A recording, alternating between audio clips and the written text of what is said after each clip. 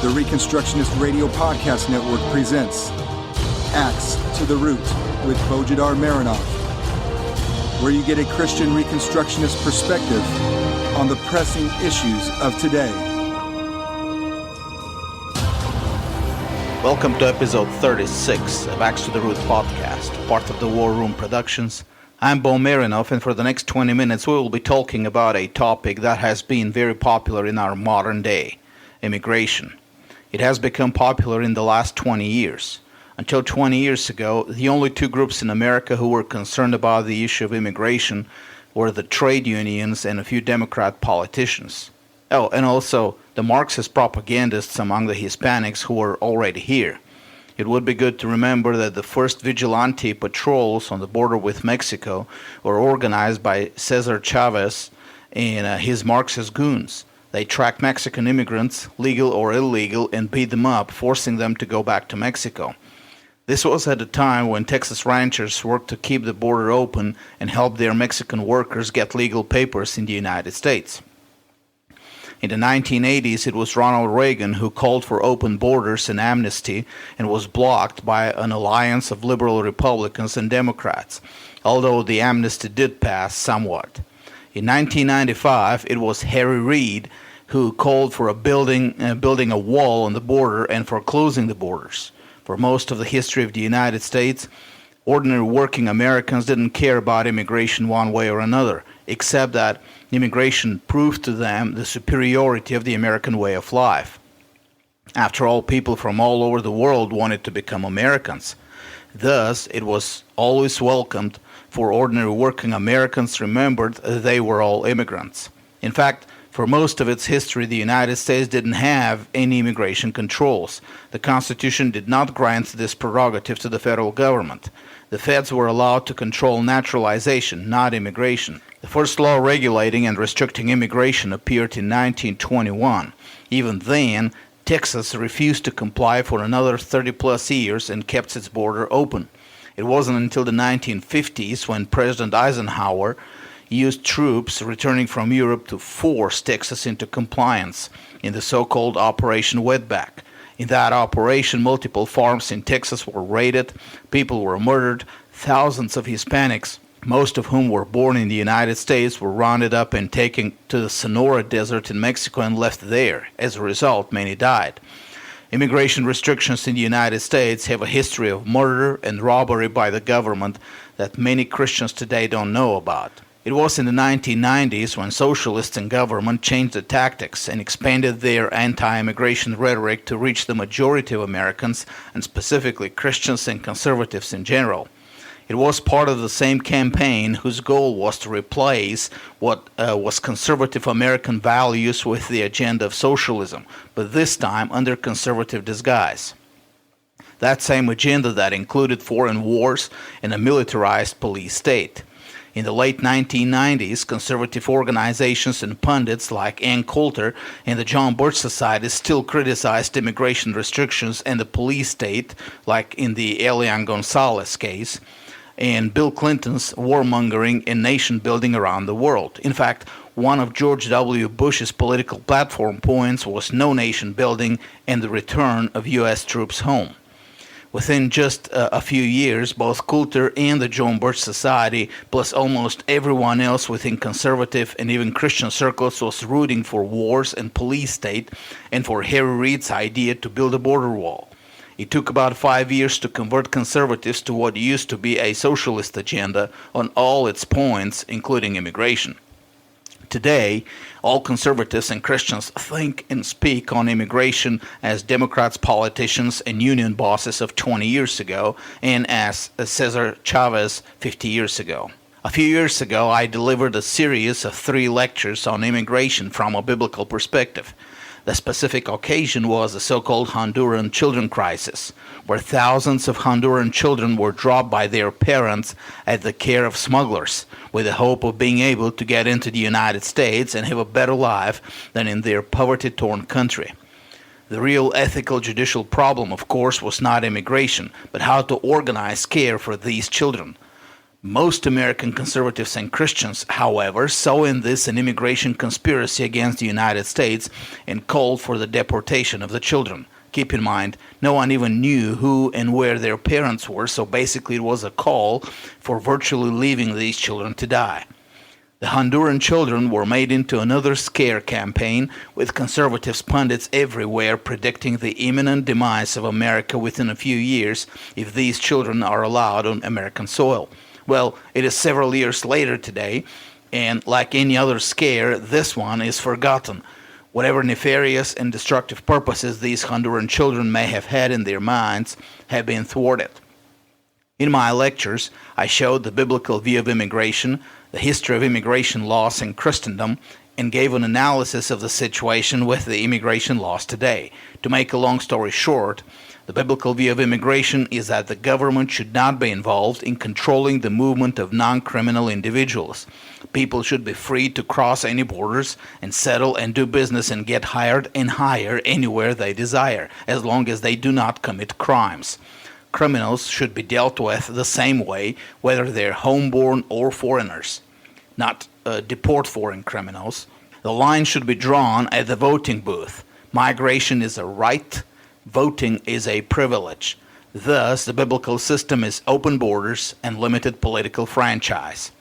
The response to the lectures was unexpectedly positive by many Reformed Christians. But, there was pushback as well. Now, I didn't expect any positive response to start with, so it was okay. But in the pushback, there was one recurring theme present, or rather, one blind spot revealed in the thinking of all those who today have adopted the socialist view of immigration controls. This blind spot, shared by almost all defenders of immigration controls, is the executive power of the state. Somehow, when defending immigration controls, all of these people miss the whole picture, that immigration control and regulations are not an abstract concept without any institutional embodiment. Behind all such concepts, there is the institutional implementation, or rather, every time we come up with some principle for civil legislation or action, we need to remember that the principle comes with its own institutional implementation. If we don't want to speak in abstract, we need to consider the whole picture. Principle plus practical implementation. If we don't want to be surprised by the results, we need to consider again the whole picture. Principle plus implementation, practical implementation. I talked briefly about this necessity in my 2 lectures at the Law and Liberty Conference several years ago, organized by Chalcedon Foundation. When we go to the law, we don't just want to know what the law says abstractly. We also want to know to whom it says it. If the law says we need to take care of the poor, it is of utmost importance to also know who is it. What institution is it that is commanded to take care of the poor? Because if we pick the wrong institution, not the one the law prescribes for the action, we will end up in socialism, and the final result will be not care for the poor, but making everyone poor. We can't separate the abstract meaning of the law from its institutional implementation.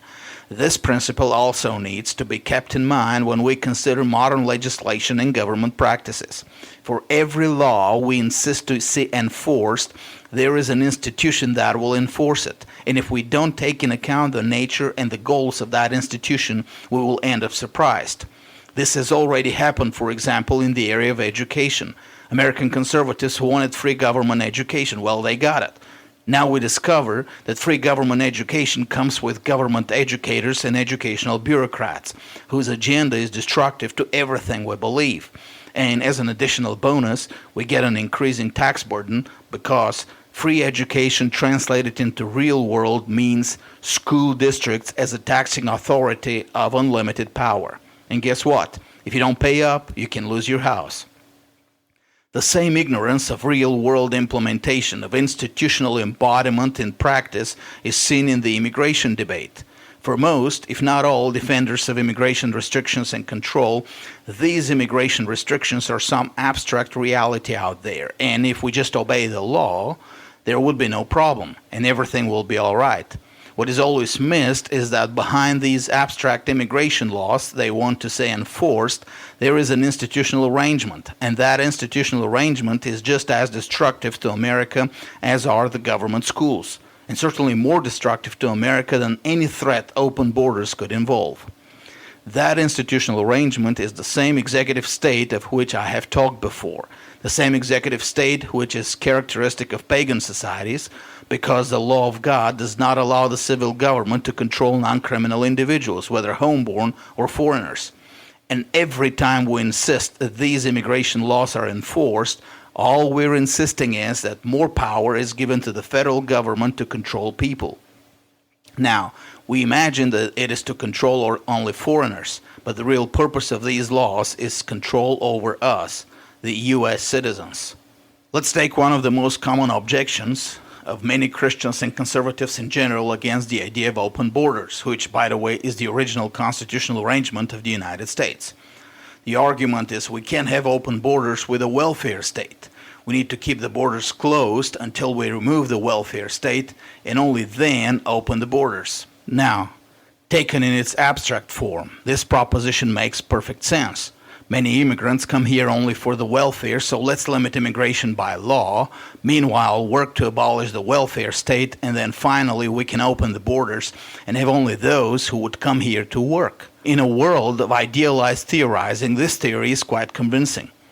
Let's have a process of sifting visitors and immigrants until we deal with the problem. The problem comes when we connect the theory to the real world. Who do you think profits the most from the welfare state? Federal bureaucrats of the executive branch. Thus, who do you think is our real enemy in the war against the welfare state? Federal bureaucrats of the executive branch. Now listen carefully. Who do you think, according to the immigration law, controls the admission of immigrants? Yes, you got it. Federal bureaucrats of the executive branch. So what is the logic of trusting the same enemies whom you're fighting politically over the welfare state to provide an administrative defense of your fight against the welfare state? In whose favor do you think they will tilt their decisions when they admit immigrants? In your favor or in favor of their own political agenda? I have asked this question hundreds of times. I have never gotten an answer from those who use this argument, and yet they continue repeating the same abstract mantra. Somehow, for most Christians and conservatives in general, the practical application of their abstract ideas has no value whatsoever. The real world doesn't matter. And of course, we can add another practical argument here. What exactly are you protecting when protecting welfare money from immigrants? Is that money yours to use? It is stolen money. You're not getting it back. By protecting that money, aren't you protecting and perpetuating the very welfare state that you want to fight? Isn't it better to let more people hang on it so that it collapses it under its own weight? Why are you so concerned about the solvency of the very thief you claim to resist? If you're so concerned about that money, then you don't really believe that money was stolen from you. You see that money as still belonging to you in some way, and therefore you're simply legitimizing the very system you want to fight. We can file under the same heading of abstract nonsense another argument. I'm not against legal immigration, only against illegal immigration. Again, the abstract logic seems to hold water perfectly well. Rule of law, you know, thus those who break the law are not welcome. But if you're legal, you're okay. Well, what do you think the difference is between legal and illegal? For most people, there is some kind of abstract law somewhere, and immigrants are defined legal or illegal according to that abstract law, but not in the real world.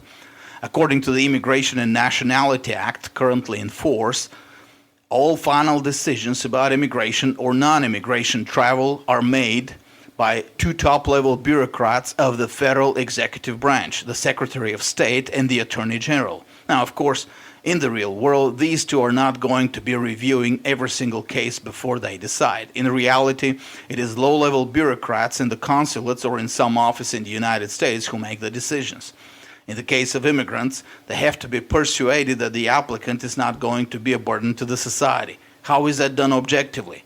In the case of non-immigrant travel, the consular worker must be persuaded that the applicant is not a potential immigrant. Now, how is this done objectively? Other than direct information of committed crimes or terrorist activity, which applies to less than 0.1% of all the applicants, there are no objective rules by which low-level bureaucrats are expected to operate. Their decisions are entirely arbitrary. It is on these arbitrary decisions that the difference between legal and illegal hangs on. And when you hear a Christian or a conservative say that he is all for legal but not for illegal immigration, he's actually saying, I am all for trusting the subjective decisions of low-level unelected bureaucrats. This also brings us to another argument concerning the recent issues about amnesty and the conservative outcry against Obama, who supposedly wanted to enforce amnesty for illegal immigrants. Now, I say supposedly because the facts of the real world show that Obama is actually the president who deported more illegal aliens than all the 19 presidents before him, taking the whole 20th century, taken together. Between 2.5 and 3 million people were deported under Obama. But let's suppose that he does really want to enforce amnesty. The conservative cry is, obey the law, no amnesty. So in that idealized view, the law has objective standards, and amnesty is some kind of perversion or violation of the law. But in the real world, the Immigration and Nationality Act currently in force actually gives the executive branch that legal power of amnesty. There is no limitation on the executive branch as to who and how and why would be amnestied and allowed to stay. Any applicant can apply and reapply, and the decision is in the hands of the bureaucrats. They can amnesty each one according to the same law that conservatives want to be obeyed. When they cry, obey the law, the real cry is, use your power according to that law, including the power of amnesty. And yet, when I mention this detail of the real world, nothing changes in their views. Obviously, abstract ideas trump practical understanding of reality. And then conservatives love to tell you how impractical and schizophrenic the liberals are. Another argument is that why do they have to come here illegally? Why not just apply and wait until their turn has come? Again, as an abstract argument, this seems quite reasonable, because abstractly the laws do not stop anyone from applying. They just establish some sort of a legal order for the process of application and approval, just like getting a driver's license. You can apply, there's just a procedure how you're going to get that driver's license. In reality, however, the Immigration and Nationality Act is not about an administrative procedure, like a driver's license. The act is specifically discriminational. It declares the eligibility of certain people for applying for immigrant status, and it excludes the vast majority of potential immigrants from even applying. This is the very introductory text to the main body of the act. In the very first text of Chapter 1, listen to this. This is a quote. Exclusive of aliens described in subsection B, aliens born in a foreign state or dependent area who may be issued immigrant visas or who may otherwise acquire the status of an alien lawfully admitted to the United States for permanent residence are limited to. And then it describes 3 or 4 specific classes: family-sponsored, employment-based, and diversity visa lottery. And then, a little later, people seeking asylum, which means an industrious, entrepreneurial individual who has no relation in the United States and doesn't live in a war area but wants to immigrate and work and become a loyal contributor to the American society and economy, and perhaps also a loyal citizen, is by default banned from even applying. In many situations, such individuals are also banned from traveling to the United States to establish contacts and relations under the heading of potential immigrant. And how do the bureaucrats in the consulates determine who is a potential immigrant? Now, hold on to your chair. A person is potential immigrant because he has a high chance of being hired in the United States. Yes, you heard it. That means that if you are a productive citizen, you're a potential immigrant and you cannot apply for a visa. I know of many such examples. In one of them, a real example, an American man of means with an office of his company in Moscow invites his female secretary to the U.S. with the intention to marry her. She speaks several languages, has degrees in banking and business administration. She's young and pretty. The U.S. consulate in Moscow refuses her a visa, even to travel. When he calls them to find out why, the answer of the consular worker is, well, she's young, pretty, smart, educated, she knows English, I can't let her go. She's a potential immigrant. Apparently, the policy of the State Department is to keep America old, ugly, stupid, and uneducated. There are a number of such bright individuals out there who want to immigrate and contribute to America, but the immigration laws in the United States exclude them from applying. Ironically, it is only when someone is already here illegally that they can apply for a change in status. And then everything depends on the arbitrary decision of a low-level bureaucrat. And these arbitrary decisions seldom have anything to do with morality or with the interests of America. Several years ago, a young British scientist was deported because a government bureaucrat refused to grant him a visa. The young man had graduated from an American university and had gotten a job with a company. He applied for a work visa, which was rejected because the bureaucrat couldn't see a reason for the company to hire a Brit over an American. In another case, a young woman who was born in the United States to legal immigrants was scheduled for deportation because many years ago her parents failed to complete some document required by the immigration authorities. She knows only English. She had graduated from an American school and then an American university. She had gotten a job. She's an American through and through, and yet she would be deported to a country where she has never been before because of some obscure paper many years ago. This is how immigration laws work in the real world. And how about that other argument that the federal government can easily round up and deport all illegal aliens? Again, as an abstract proposition, it makes perfect sense. Why not? The question is, how would federal agents practically know legal from illegal? And then, even worse, how would they even know a citizen from non-citizen? No U.S. citizen is obligated by law to carry a proof that he is a U.S. citizen. The only way for such an action to be possible in the real world is if U.S. citizens are obligated to carry some sort of federal ID, which means national ID. And guess what? Anti-immigration politicians have been trying to push national ID on the American people for over 20 years now. Perhaps there is a connection there in the real world of applied legislation. And on and on and on. All the arguments for immigration controls are of the same sort. Foolish, unrealistic, and abstract. All of them miss the practical reality of the nature of government and the nature of its institutions. All of them, when applied in practice, lead to worse problems. All of them, when taken to their logical conclusions, will in practice lead to the enslavement of the American society under the jackboot of the federal government. Deep behind that folly, of course, is a covenantal issue. It is an issue of lack of understanding concerning the biblical view of government and the nature of modern government. Biblical government is only judiciary, courts which are activated only when there is a crime committed or where there is a dispute to be resolved. Biblical government doesn't control non-criminal individuals, whether they're homeborn or foreigners. Remember, one law is there to be for the homeborn and the stranger, Exodus 12:49. At the other end, a pagan government is always executive, an all-encompassing state which controls everyone for the purposes of a small elite of social engineers. That small elite decides where a person can live or not live, where he will work or not work, and where he will travel or not travel.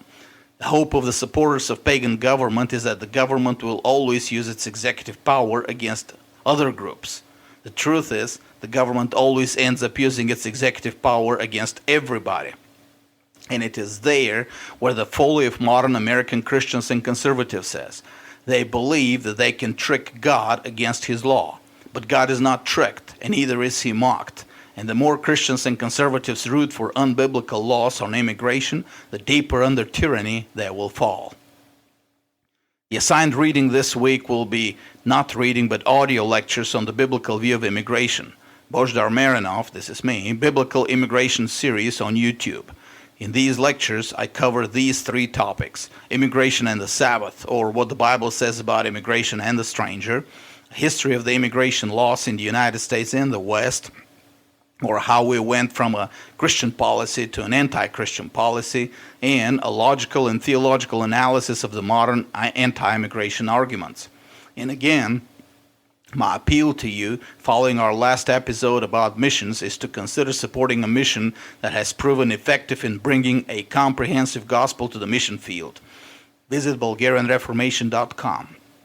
Subscribe to the newsletter and donate. And God bless you all. This was a Reconstructionist Radio War Room production. Axe to the Root with Bojidar Marinov. Please visit bojidarmarinov.com and reconstructionistradio.com/Axe to the Root.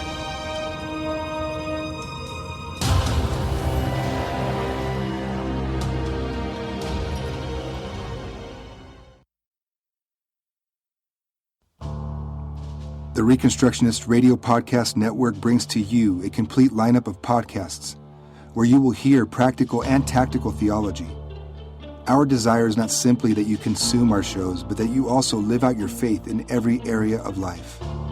We can talk all day long about these things, but if we fail to put them into practice, then we fail as ambassadors of Jesus Christ, our King. Subscribe now to your favorite Reconstructionist Radio Podcast Network shows. Or you can subscribe to the Reconstructionist Radio Master Feed, where all of the content we produce, including the audiobooks and audio articles, will pop up as soon as they are available. And don't forget to visit reconstructionistradio.com to volunteer as a narrator or to partner with this ministry financially. May the Holy Spirit stir you into action for Christ and His kingdom.